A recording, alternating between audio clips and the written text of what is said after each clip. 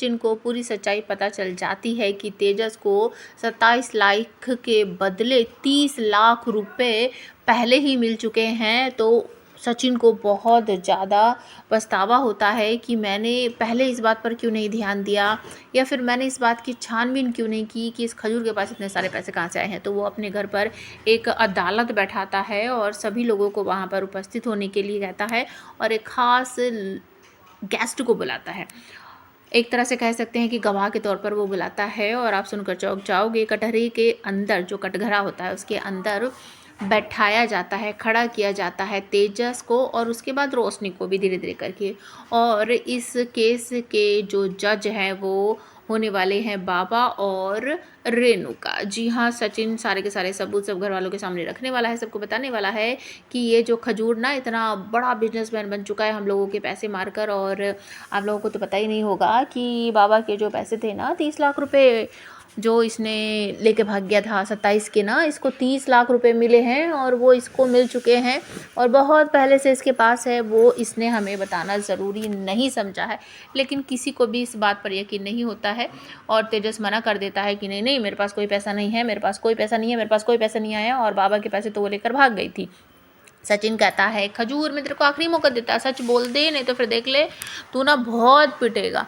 तो तेजस यहाँ पर कहता है नहीं भाई, मेरे पास कुछ भी नहीं है, सच में मैं सच बोल रहा हूँ, मेरे पास कुछ नहीं है। तो सचिन कहता है ठीक है, तो मैं गवाह पेश करता हूँ, मेरे पास सबूत है, गवाह है जो बताएगा कि सच में इसके पास 27 लाख रुपए के बदले इसको पूरे 30 लाख रुपए मिले थे बाबा। और वो देखने के बाद सुनने के बाद ना अच्छा सा फैसला सुनाना।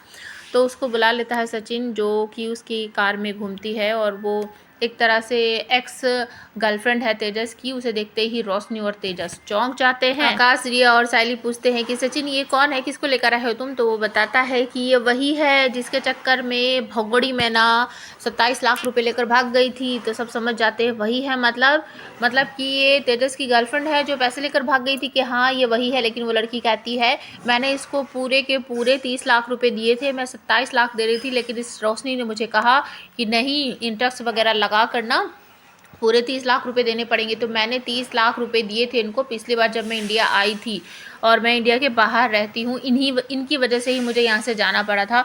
ये सारी बातें सुनने के बाद सब लोगों के पैरों के तले से ज़मीन सरक जाती है। रेणुका अपनी जगह से उठकर जाती है, खींच कर एक थप्पड़ मारती है रोशनी को भी और तेजस को भी। कहती है तुम दोनों को शर्म नहीं आती है, हमारे साथ इतना बड़ा धोखा कर रहे हो, पैसे मिल चुके हैं उसके बाद भी अपने भाइयों को पैसे नहीं दिए। और तेजस तुझे तो मैं बोलूँ क्या, तूने सचिन के पैसे मारे, तूने आकाश के पैसे मारे, तूने अपने बाबा के पैसे मारे, तुझे शर्म भी आती है। मैं हमेशा तुझे बचाती हूँ, तेरा साथ देती हूँ, लेकिन तूने ये बात मुझे भी बताना जरूरी नहीं समझा।